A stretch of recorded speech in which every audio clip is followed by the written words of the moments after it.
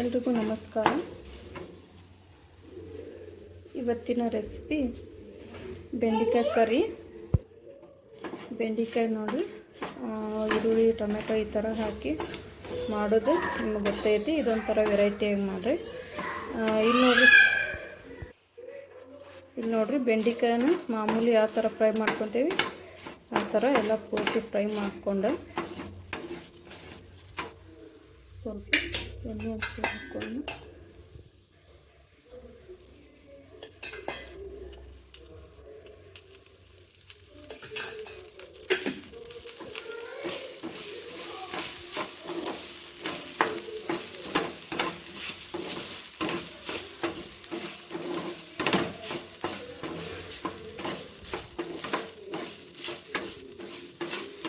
ಎಲ್ಲ ಪೂರ್ತಿ ಲಾಳು ಹೋಗೋಂಗೆಲ್ಲ ಫ್ರೈ ಮಾಡ್ಕೊಬೇಕು ನೋಡ್ರಿ. ಇದನ್ನ ಫ್ರೈ ಮಾಡ್ಕೊಂಡು ಈಗ ಒಂದು ಸೈಡಿಗೆ ತಕ್ಕೊಂಡು ಆಮೇಲೆ ಇದ್ರಾಗ ಸ್ವಲ್ಪ ಒಂದು ಈರುಳ್ಳಿ ಮತ್ತು ಒಂದೆರಡು ಟೊಮೆಟೊನ ಫ್ರೈ ಮಾಡ್ಕೊಳ್ಳಿ.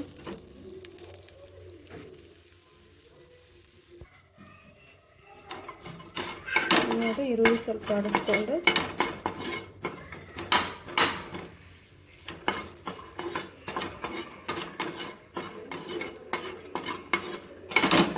ಇಲ್ಲ ಅಂತಂದರೆ ನೀವು ಸಣ್ಣಗೆ ಕಟ್ ಮಾಡ್ಕೊಂಡು ಹಂಗಾದ್ರೆ ಹಾಕ್ಕೋಬೋದು. ಅದರದ್ದು ತರಿಯಾಗಿ ಬರೋಲ್ಲ ಅಷ್ಟು.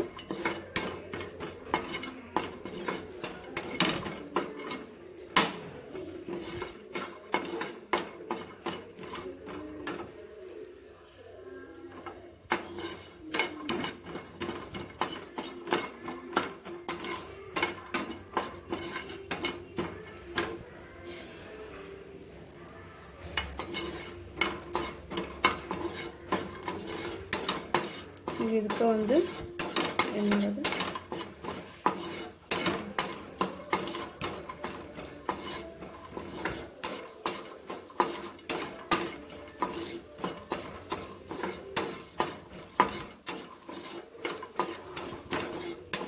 ನೋಡಿ ಇಷ್ಟು ಫ್ರೈ ಮಾಡಿಕೊಂಡು ಆಮೇಲೆ ಈಗ ಒಂದು ಟೊಮೆಟೊನ ಫ್ರೈ ಮಾಡ್ಕೊಳ್ಳೋಣ. ಇದ್ರ ಜೊತೆನ ನೋಡಿ 2 ಟೊಮೆಟೊ ಹಾಕ್ಕೊಂಡ್ಬಿಟ್ಟು ಫ್ರೈ ಮಾಡ್ಕೊಳ್ತೀನಿ.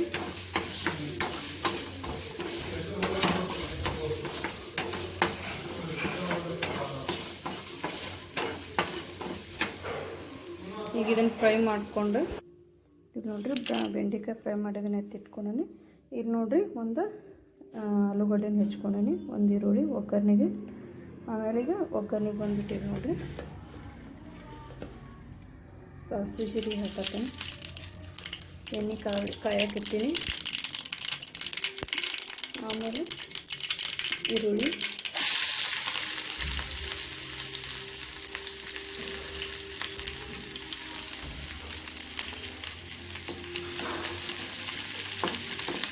ಆಲೂಗಡ್ಡೆ ಏನು ಫ್ರೈ ಮಾಡ್ಕೊಂಡಿರ್ತೀವಿ ಅದನ್ನು ಹಾಕೋರಿ.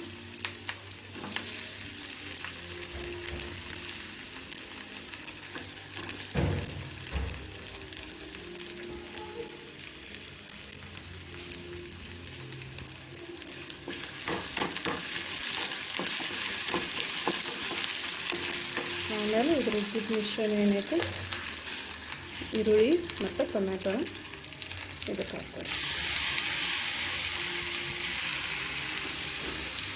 ಸ್ವಲ್ಪ ನೀರು ಕೊಂಡು ಹಾಕ್ತಾರೆ. ನೋಡಿ ಸ್ವಲ್ಪ ಅರಶಿನ, ಉಪ್ಪು ರುಚಿ ತಕ್ಕಷ್ಟು ಮತ್ತು ಒಂದು ಖಾರ ಪುಡಿ, ಮಸಾಲೆ ಖಾರ ಇರುತ್ತಲ್ಲ ಅದನ್ನ ಹಾಕ್ಕೊಂಡಿನಿ. ಮತ್ತು ಸ್ವಲ್ಪ ಮಸಾಲೆ ಹಾಕ್ಕೊಂಡಿದ್ದೀನಿ, ಸಬ್ಜಿ ಮಸಾಲೆ ಹಾಕ್ಕೊಂಡಿರೋದ. ಈಗ ಈ ಬೆಂಡೆಕಾಯಿ ಏನು ಫ್ರೈ ಮಾಡಿ ಇಟ್ಕೊಂಡಿರ್ತೀವಲ್ಲ ಅದನ್ನು ಹಾಕ್ಕೊಳ್ಳೋಣ. ಇದಕ್ಕೆ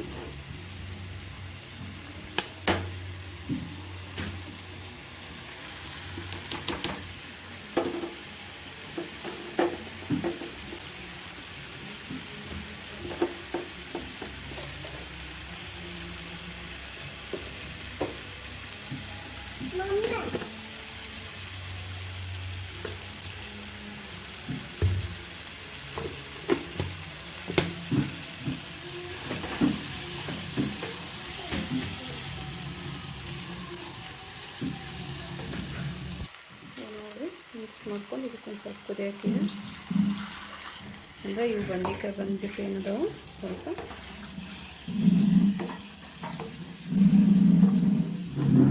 ಜಾಸ್ತಿ ಎಳಿವಿದ್ರೆ ಏನು ಕುದಿಸ್ಕೊಳ್ಳೋ ಅವಶ್ಯಕತೆ ಇಲ್ಲ. ಸ್ವಲ್ಪ ಏನರ ಬಲ್ತಿದ್ರೆ ಮಾತ್ರ ಕುದಿಸ್ಕೊರಿ. ಮತ್ತು ಆಲೂಗಡ್ಡೆನೂ ಸ್ವಲ್ಪ ಬೇಕಲ್ಲ.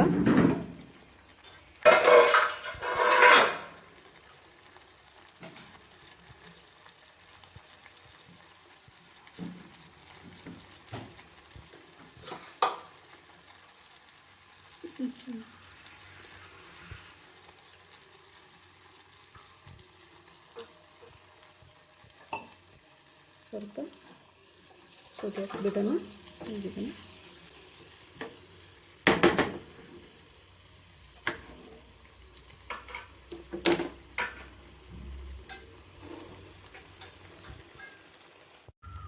ನೋಡಿ ಎಷ್ಟು ಚೆನ್ನಾಗಿ ಕುದೈತೆ, ಎಷ್ಟು ಚೆನ್ನಾಗಿ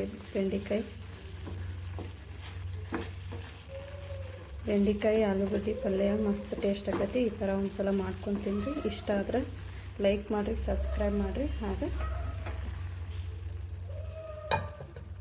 ಹೆಂಗೈತೆ ಅಂತ ಕಮೆಂಟ್ ಮಾಡಿರಿ. Thank you so much.